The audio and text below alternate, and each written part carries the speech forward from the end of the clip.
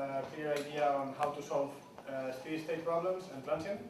So the structure and how we program things. Today, we will continue in this way, and I will show you how to debug problems, as I discussed with you yesterday. This kind of method has a lot of benefits, but also some drawbacks. Like it is very often you can do like typo errors or something in programming, and sometimes it's hard to localize them, to locate them before you can solve them. So I will show you how to debug the code.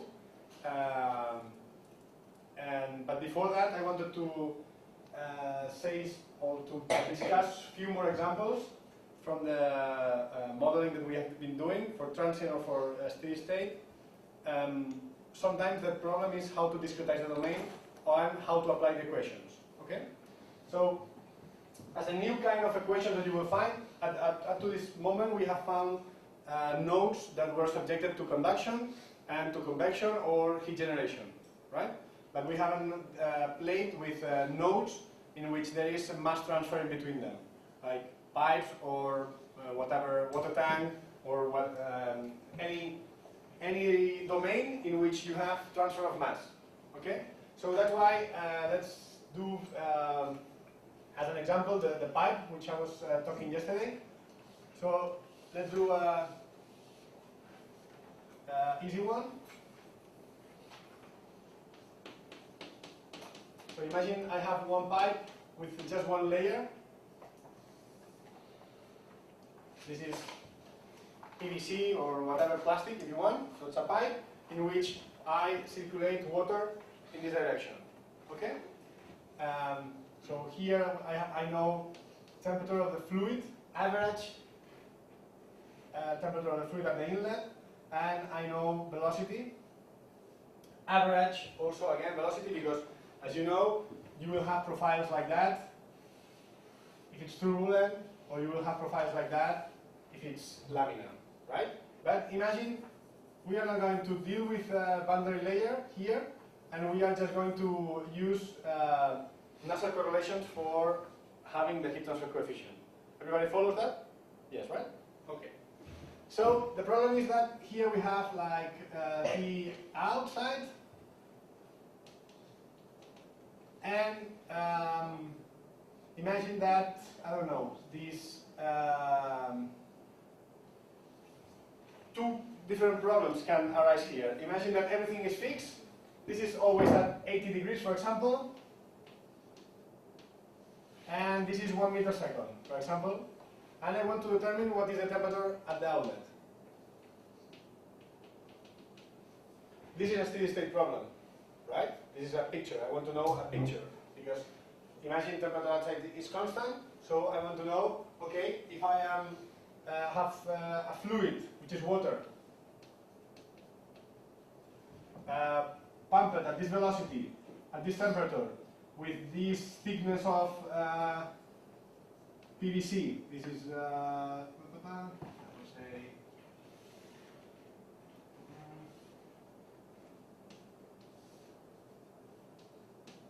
okay. So I have this thickness of PVC.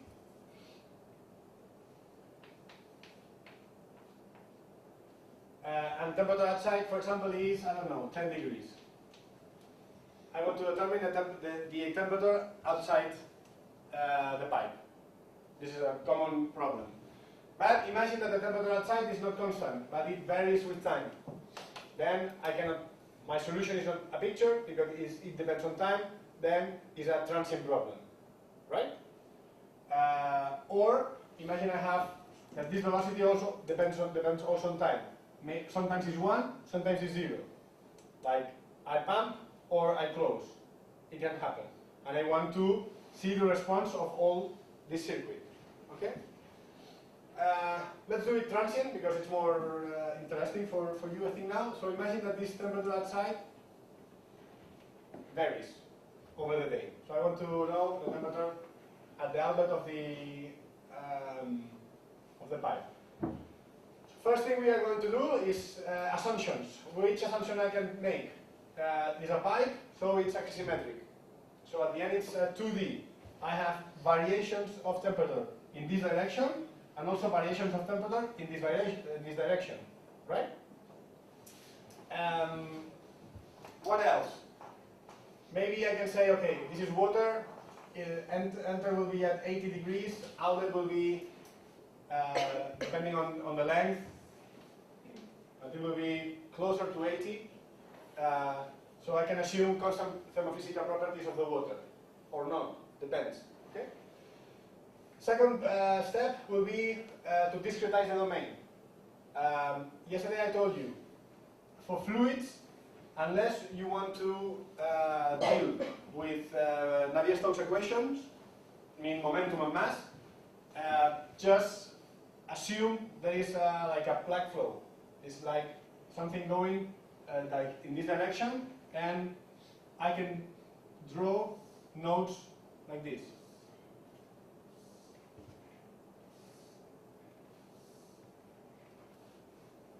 Here one node, here one node, here one node, here one node, here one node, and here one node. Okay? Then, in the solid, in the PVC, where are my nodes? Here, here, here.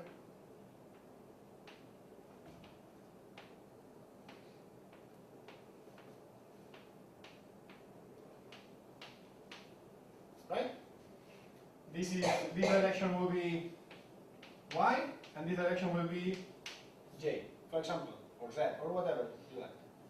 I will come from I equals 0 to I equal n, and j will go from equal 0 to j equal to m. Right? So node 0, 0 is the entrance of water, node n0 is the outlet of water, node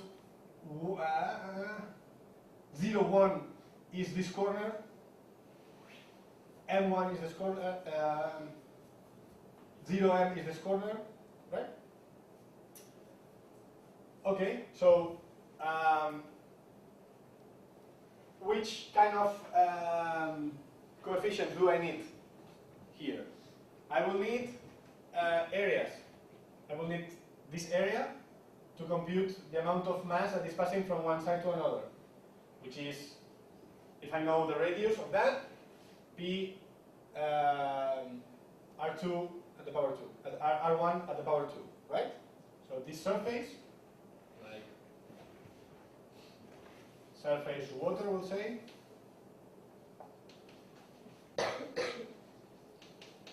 will be right? I will need also this kind of surfaces, because there will be convection here, right? So I need to compute this surface. Let's say area convection. That will be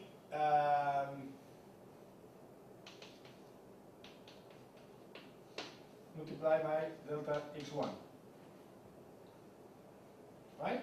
All this surface and all this width. In the case of this node and this node, the area convection will be half. Right? It's the same as in the square that we were playing yesterday. So this has this node, because I put the center of the node in the edge, the thickness of that is just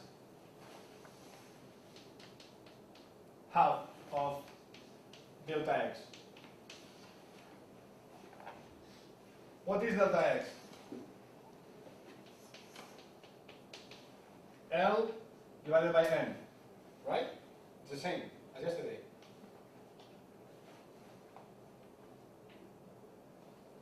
Okay, I will also need discretization between those two nodes. I will need, like if there are nodes in this direction, I will need delta R, correct? Because there will be several layers of solid nodes inside the plastic, inside the PVC. Delta R will be R2 minus R1 divided by M minus 1. Why minus 1?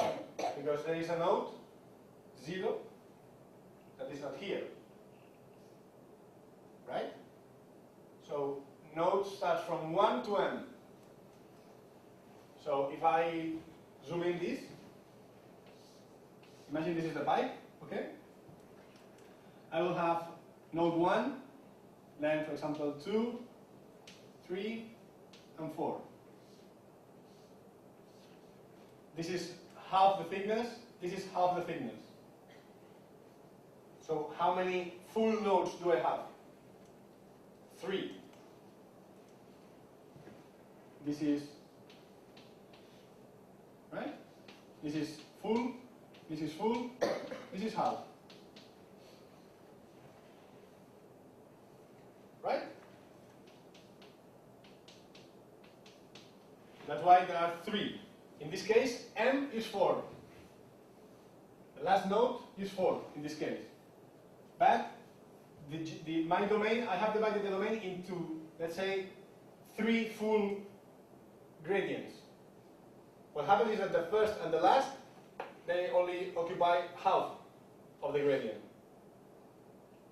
Yes? Okay. That's why it's M minus 1. Okay? No. Questions? Everybody follow that? Okay, so in this way, now I will do the same I did for the fin. Now I will need to compute different surfaces here. So I will need to know position of RP depending on Y, which will be R1 plus I minus 1 multiplied by delta R. Because if I is 1, the position is R1. 1 minus 1, 0, R1, okay. If I is 2, then is the second. You have to advance 1 delta R. I mean, you can do it whatever you like, however you like. Doesn't matter. It's just an example. But if you put fluid, then you have an extra node which is not solid. So we cannot do directly like this way, like it was in the fin. Okay. What is the node in the west? West, or in this case, for example, south. Node, however you like. It will be RP minus delta R. Half, right?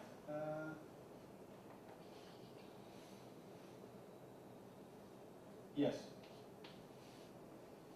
And north is the same. With the exception that if I is equal to 1, it doesn't have radius at the south, and if I is equal to M, or J, sorry, this is not I, this is J. Sorry for that.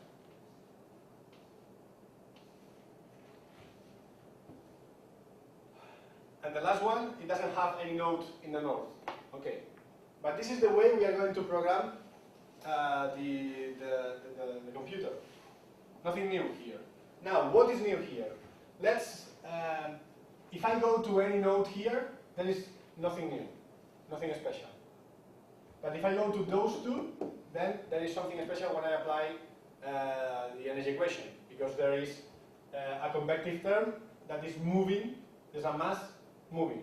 Do you remember yesterday from the energy equation, the last term means that, okay, if I have one domain, I have heat fluxes going, coming or going,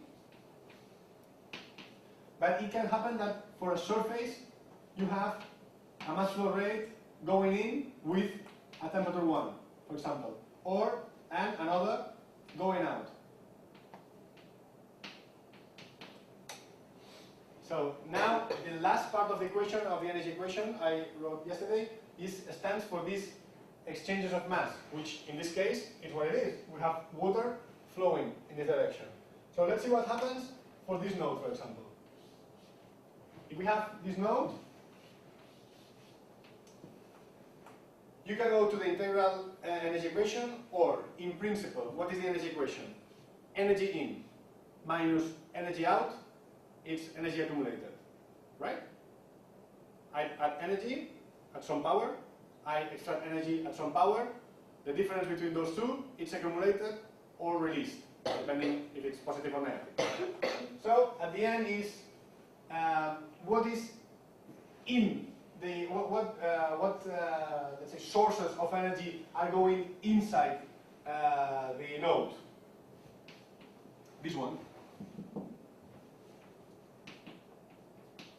right?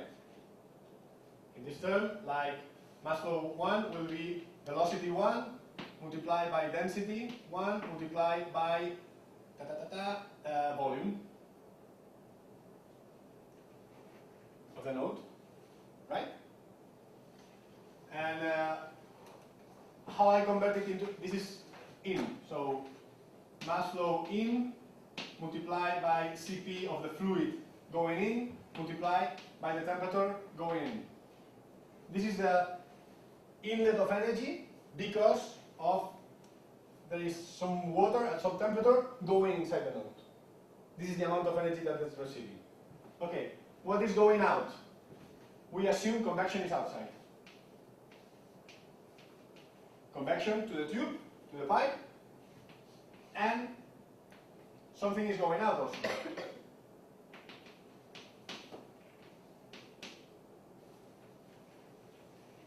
So, in minus out.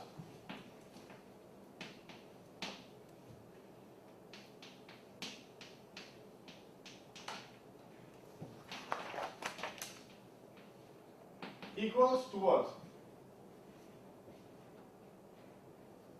Keep in mind that this is power, right? This is power. I mean watts, the velocity at which the energy is changing. If we have these conditions for a period of time, let's say delta t, that corresponds to a change in energy of the domain. The mass of the domain, the mass of the node, multiplied by the Cp of the node, multiplied by the temperature at the instant the future, minus the instant now. What is mass? Mass is density multiplied by volume. Right? It's very intuitive. In minus out, this is the power at which the boundaries are affecting my node. Okay. For how long? For this period of time. Okay? For if you are subjected in these boundaries for this period of time, this mass with this storage capacity will change this temperature. Right? Okay. In this case, out. Mass in and mass out is the same. The same amount of mass. I am not accumulating mass in here. Right? I am assuming water is incompressible, so I cannot, whatever goes inside is because something is leaving in mass term, which means that at the end this is mass, whatever velocity 1 multiplied by density of the water multiplied by the volume of the node. What is the in? If this is node number 3, what is temperature in?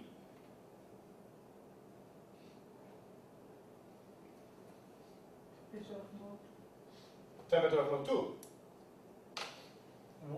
Where the water comes from the previous node, right? So this is temperature, let's say west. Correct? Minus what is leaving? The same velocity, this one, and say infinite or 1 or whatever, multiplied by density of water, multiplied by the volume, multiplied by Cp of the water, multiplied by what temperature is leaving.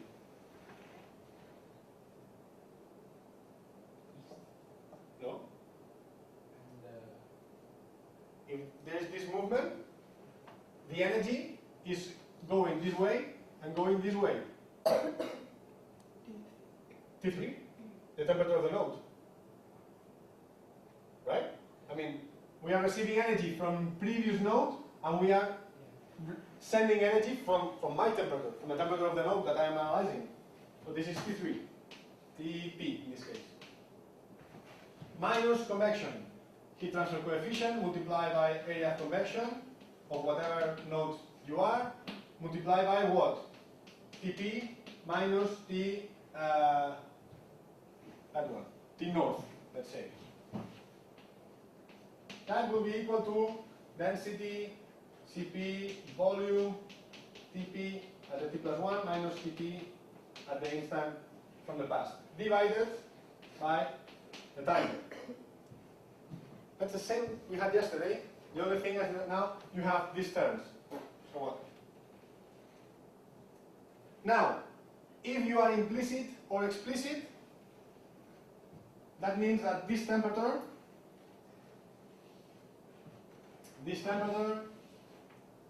and those temperatures are computed in the past or in the future. I always recommend you to go T+1.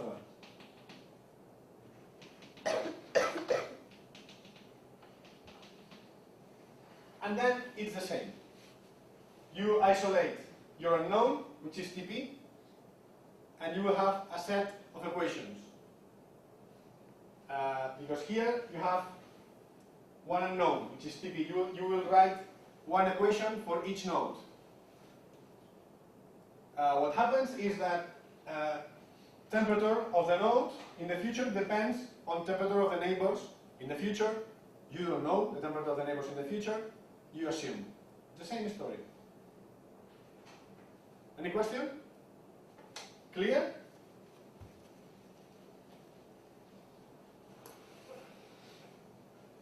Now, this is a 2D. Now, temperature, all those temperatures in the computer they have this shape.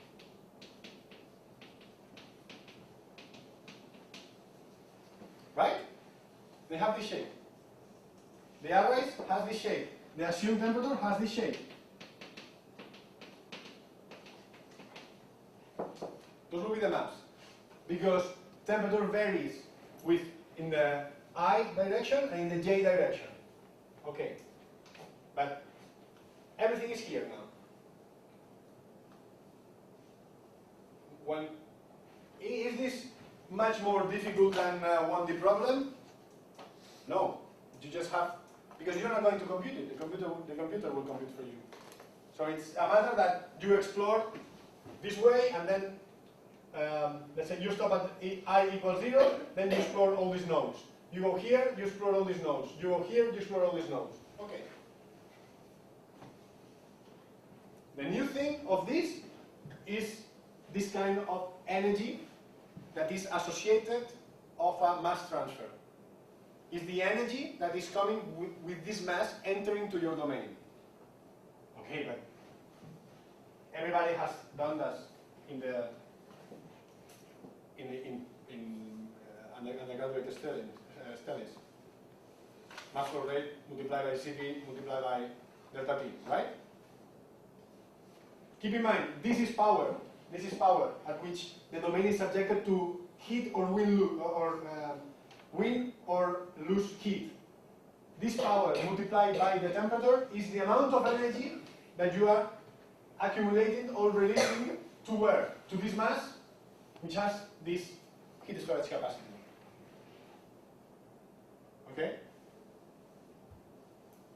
If you fully understand this, you can do whatever now. I mean, whatever, not whatever. If you have fluid problems, turbulence, eddies, then it's more complicated. But this is basics, and you can play with fluids if you can assume they are in plug flow. It means that all this volume of water is at the same temperature.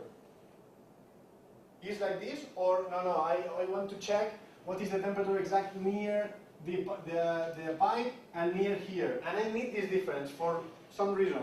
or you are interested in the level of energy that the water is bringing to you. Because if you are just interested in the level of energy that the water is bringing at the inlet and at the outlet, you can use average temperature of water. You don't care about that. You don't care about boundary layer. That's why there are nozzle correlations to get heat transfer coefficient from a surface to a flow. Right? Now, interesting things is that here, this heat transfer coefficient that describes the convection, this convection, can be constant or can depend on nozzle correlation. But nothing happens. You go, you explore. Where am I? I'm here in the fluid. Okay, I need this temperature, I need this temperature. The assumed temperatures of fluid and surface. With that, I can compute, because I know the correlation of nozzle, this H. Then I run. Okay, these temperatures were the assumption, and the solutions were not the same. Okay, I'll assume that another map of assumptions. Okay, recalculate H. Go again to the equations. So the only thing is that you will process more things. Okay, but you saw yesterday how fast it was. That is if only if you think, okay, I need to, I cannot use constant heat transfer coefficients. For example, here it's better not to use constant heat transfer coefficients because here it will depend a lot on temperature of water, and it will depend basically on this, and it will depend if you are in laminar regime or in turbulent regime.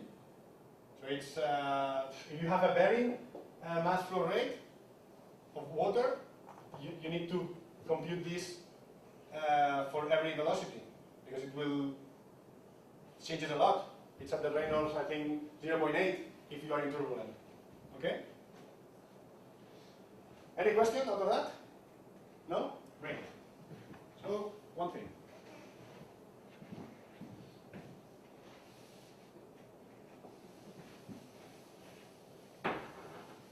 Okay, now I want to explain you, if you have any, let's say, question or geometry that you think, okay, I have this kind of geometry and I don't know how could I discretize this, let me know, today or tomorrow, and we will see how we can do it. Okay? Because I know I'm doing just simple geometries, but in case you have any, I don't know, triangles or whatever, let's see how we can do it. Okay? Now I'll show you another example in which I applied all these method.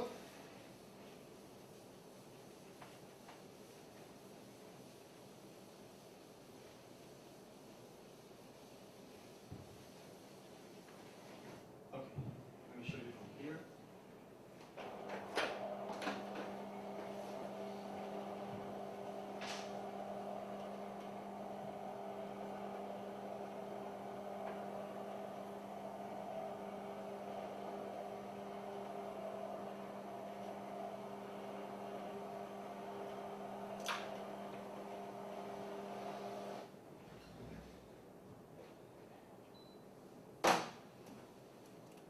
Show you a paper for the process we did. Hope it works.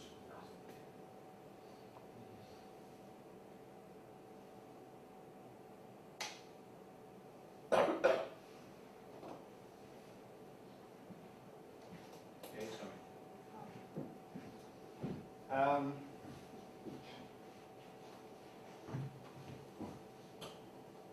So that was the system I wanted to study. It was a water tank, domestic hot water tank, that you can find in any case, in any house, especially in the UK, for example, or in New Zealand is very popular. And it's heated by an electrical resistance, 1.5 kilowatt electrical resistance. You charge via Joule effect all the water tank, and then you discharge whenever you like. The idea here was to add tubes containing phase change material inside, melting at around 70 degrees, so I can use electricity at night, which is cheaper, heat up the water, but also melt the PCM.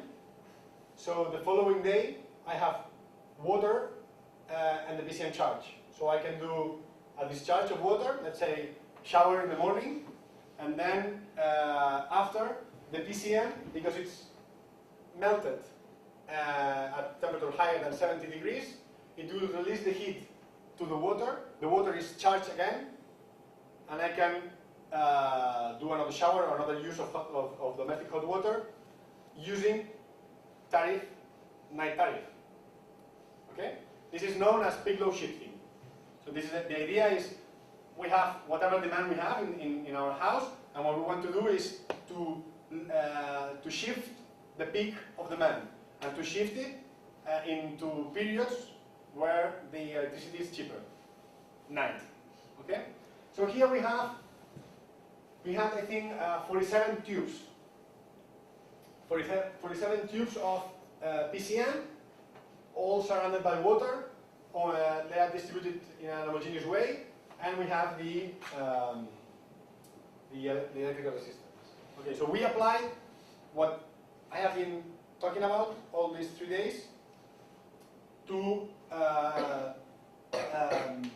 study numerically what happens here in terms of how many tubes do I have to add, in terms of which PCM is the best, in terms of what dimension of pipe of tubes is best, in terms of how is the response of the system if I have one discharge, then I wait 2 hours until the second discharge of water, or 3 hours or 4. So there are plenty of things to analyze here, right? Okay, how I discretize this? First assumption I did is all the tubes behave the same, because they are all surrounded by water. Here you have cold water inlet, hot water outlet. So water is being discharged this way, okay? From bottom to top. I assume that this pipe behaves the same as this one, behaves the same as this one, and so on. Okay? I could also assume, because there were PCM pipes and there were references that support that there were no stratification of water because of natural convection. The pipes breaks this stratification. So I assume 2 models. First is that there is a plug flow. It's the same. It's like a pipe. The cylinder, my tank was like a pipe. Here it's cold water.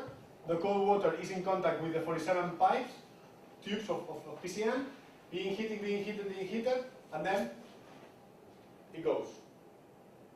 Right? Okay, so that was the assumption that this is a 3D. This is a 3D, for sure.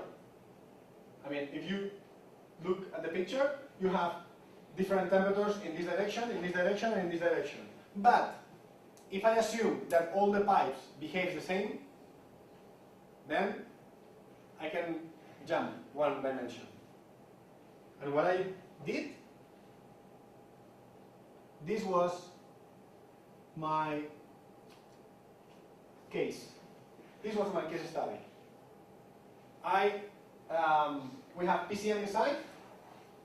I have PVC, plastic, whatever, and water.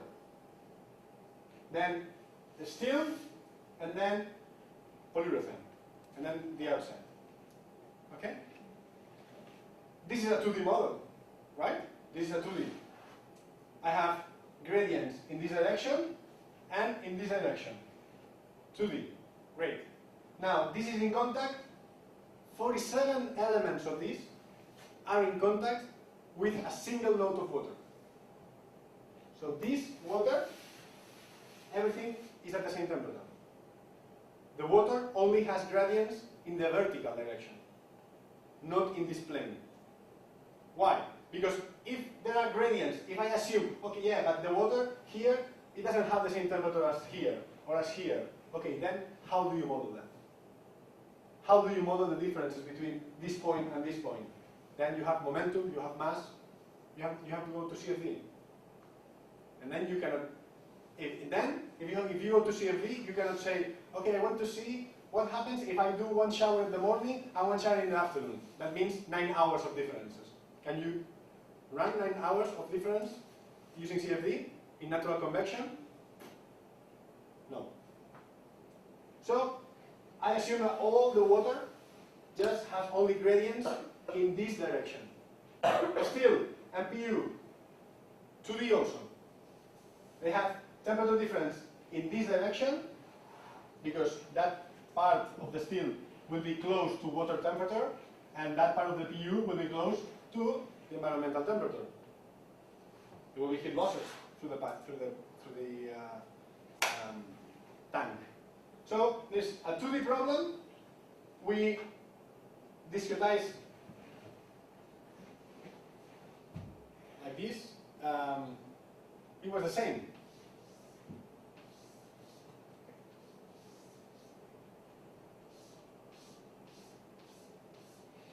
This is my tank, but well, no, this is the pipe of a pipe of PCM. This is PCM, and this is PVC. Okay, then I had multiple layers here, and multiple layers here. I will use color, sorry.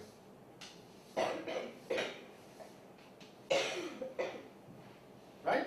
If you look from this side, it means that I have one node at the center, then different nodes of PCM,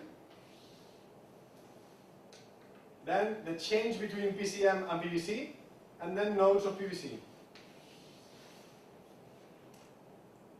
And what I have, the last node has convection, all the others just conduction. And phase change, but that's another story. Okay?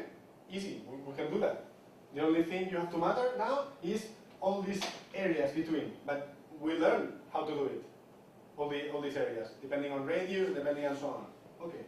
Now, that's when you are dealing with the nodes inside the pipe. Now, when I am computing the node of water is whatever shape you like. But it receives 47 times this heat. Right? So it's number of tubes multiplied by the heat transfer coefficient between the PVC tubes and the water, multiplied by the area, multiplied by T of this node, let's say Ts, minus T water. This is the amount of energy that the water is receiving from the PCM tubes. Correct? So, this is this. And it's losing some energy. It's losing some energy, yes. To the outside. There will be another heat transfer coefficient from this one, multiplied by another area, multiplied by the difference between the water and the surface tube, for example. Easy, isn't it? Now, if the water is moving, then we have mass flow going in, mass flow going out. Each node of water is receiving water and delivering water. Yes? The same as we have done now. MCP and temperature. If you are in the first node, the inlet temperature is the one from the tap, cold. Right? And if you are in the last one, your delivery is the one that the demand will see, the user will see. Any question? So you've seen that, like, having appropriate assumptions, you can go to a relatively complex problem into something that is you can manage. Okay? Now, I can show you the software of that if you want, or an example of software.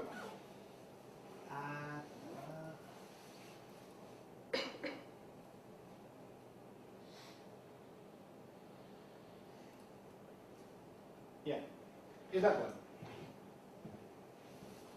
Temperatures, I needed map of temperature, an assumption map of temperature. How many dimensions? If it's a 2D transient, then I have nodes in the radial direction, nodes in the vertical direction, and time nodes. I am evaluating 18,000 time steps. Okay? And then I have alpha 2 and 3 and 4, 5, that was heat transfer coefficients. Then I needed all these because I need, you see, for example, there were a lot of surfaces to calculate. There were viscosity of air. Well, you can. There's nothing magic here. I mean, it's thermal conductivity of PVC, thickness of PVC, CP of PVC, density, number of tubes, whatever parameters you need. Right?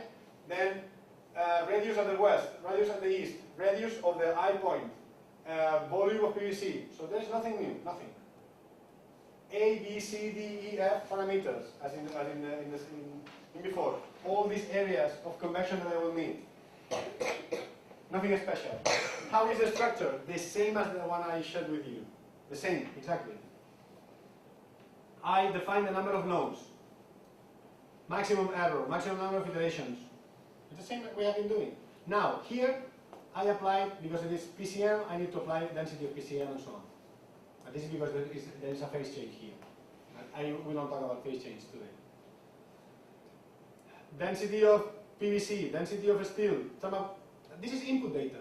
This is the first step of the algorithm. I'm just adding the parameters that I need, the values I know. I'm saying to the computer, okay, you will play with these solids, you will play with these fluids, you will play with these thermal properties. Now, increments in the I direction. How I implement the parts of the radius. Like this. It was the same. R0 is 0. That is, we are in the center. Now, this is node 0. Node 1 will be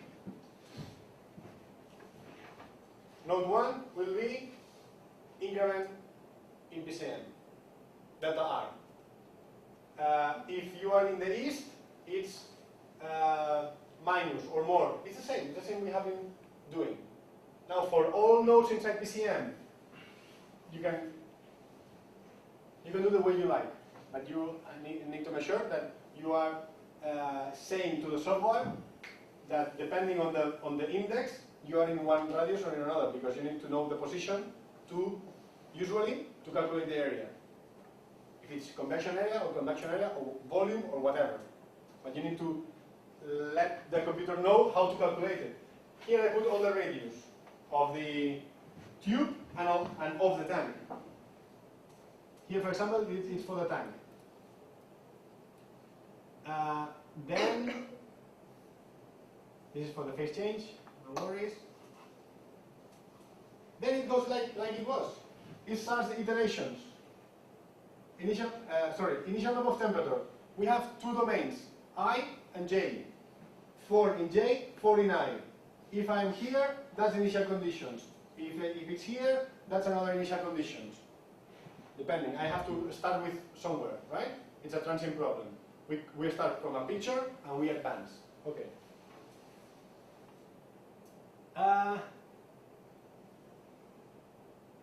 And then we start, okay, Y now stands for iterations. Error total equal to 0. Start the loop in J. If we are in J equal to 0, you start the loop of I. You're exploring all the geometry. Now, are you here? Yes. Okay, those are your equations. Just check that you have a little bit more work to do in the equations than before. Why? All this block is to calculate heat transfer coefficient. Why? I need beta. Beta depends on temperature film. The expansion coefficient depends on temperature film, which I need to compute. Temperature film depends on water temperature and surface temperature. Assume water and surface temperature. So average between those two values. Okay, with this value that I assume, I calculate beta, density of water, viscosity, Prandtl number, thermal conductivity of water, increment of, to calculate the Grashof, the delta T between surface and water. So I can calculate Grashof number. With Grashof number, I calculate Nusselt number. With Nusselt number, I calculate heat transfer coefficient. All those lines were to get one heat transfer coefficient, because every node will have different heat transfer coefficient. Correct? Because every node will have different temperature assumed. So imagine, you can say, okay, I want to be very complex. Okay, this is a little bit more complex. But that means that you will execute all these lines extra for each node, for each iteration. Then at the very end, you have C, D, F, E parameters, A, and the same equation that we have been playing with. The same. One coefficient multiplied by the temperature before, one coefficient multiplied by the following, north, south, whatever. But it's the same structure, the same method. It's the same. Here, okay, you have more work, but yeah, thing is usually things are not 1D. Okay. Now, if I run this, it takes a while because it has to run for 18,000 seconds. I think the time set was 1 second, and it was a significant number of nodes. So it takes, I think, 2-3 minutes to run, which is okay. Still okay. Maybe tomorrow, I think probably tomorrow we will start talking about optimization, because I wanted to make clear all this before. In any optimization, now imagine I want to optimize whatever parameter. Maybe I will run 1,000 of all this running, 1,000 times or 500 times. So you have to take care about, okay, how many nodes do I add? If I add more nodes here, then it will cost me much more than 2-3 minutes. So it's always a balance. I already explained it to you. Let's see. Any questions from here? No? How do you see it? I mean, for me, it will be a defeat if next week you say, okay, we attended to a course from a guy in Lleida. He explained interesting things, but I will keep doing my way. For me, that will be a defeat. So I don't want to take this course as, okay, I come, I explain my slides, I explain my story, and everybody forgets. I will push you to run this. I know that at the very beginning, you see all this coding and you say, come on. But it's not rocket science, it's not difficult. And if you have a structured mind, you will do it. Okay? Let's wait and see if this works or not. In the meanwhile, I want to recommend you this website, which is Tutorials Point C Programming. You can see here, basically, for all these kind of programs that we are programming, we need a few commands for in C. And I will list it to you so you can check, and we can explain briefly. First, we need is ifs. I need if command. If command is decision making. If you go here, if a statement, they'll say you, okay, if you have a Boolean expression which can be 0 or 1, like I equal to n, if I is equal to n, that returns the value of 1. and you enter the if. And whatever is inside is executed. If I is not equal to n, the Boolean value of this condition is 0, and then it jumps. It goes like this, if. Easy, right? Second, I will repeat that again. Equal equal means asking. If I say if y equal to n, crash. Okay? Because that means assign a value.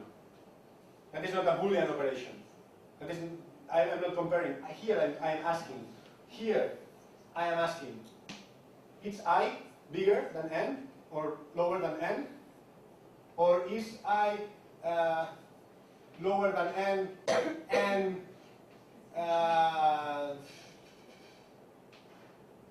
smaller than n plus n? Or this is I, this is n, sorry, and this is or. Or is I equal to p? If this or this condition happens, then go inside. Okay? Does it finish? Yeah, okay, it finished. It took 4 minutes. Okay? Let's see what the software produces. I mean, produces whatever you like. The output, you can program what variables do you want to print in the txt file. Just as an example here, of what are we doing? So this is the file that we generated now. Okay, for example like this. So that's water and PCM profiles. And this is, well, this is like 7 years since I did that, but I think, yes. I have 2 discharges. Mass flow rate, I have 1 discharge in the morning, then I wait 3 hours, and then I have another discharge. Okay? That is how my tank is affected. Some we have agua, which means water in Catalan, and some we have PCM temperatures. Okay? So what really happens is, okay, I have a shower, then I stop, then PCM heats up the water until another level, and I have the second discharge. Because that was case 5, I think. We were, at that time, I didn't know how to optimize, so I was always doing parametric analysis. Like, I don't know if I can, I don't know what is in the paper now, but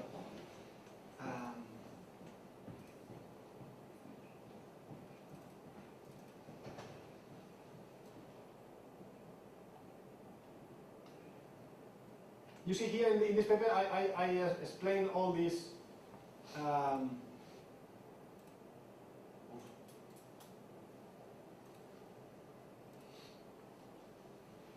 issues.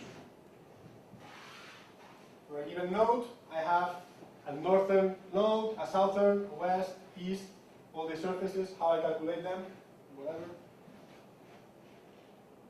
Like here, A, B, C, all these, all the equations that we have been dealing with. And then I think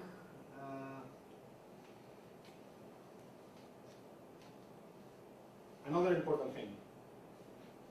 Always you need to validate your model. I mean, for publication.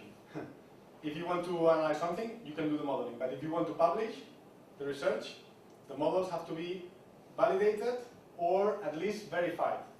Validated means you have experimental data. You or anyone in the world has experimental data of a case study like yours or similar to yours.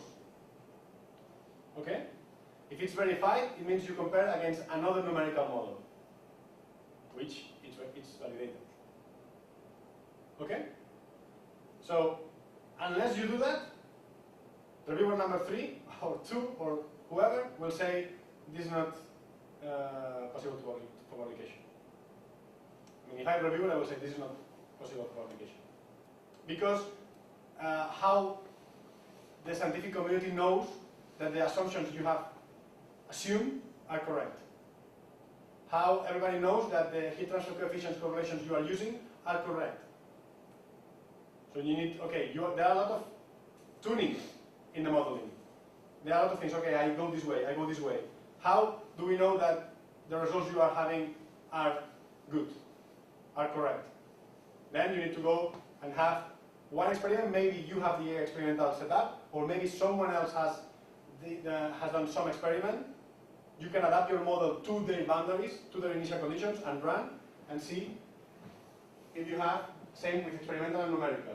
If it's the case, for example, in this research, the experimental data came from New Zealand. They tested the water tank. We developed the model. We asked. Now you have research data. You can ask for data. People like to share. So if you are not validating against experimental data, it will be very hard to defend your work. Okay. Now, for example, this at that time I didn't know how to optimize. So what I did is number of PVC tubes with PCM. From case 8, few PCM tubes with a lot of very large, up to a lot of PCM tubes with less thickness. Okay, that was parametric analysis I did, and we analyzed the response of the system depending on the case and depending on several things.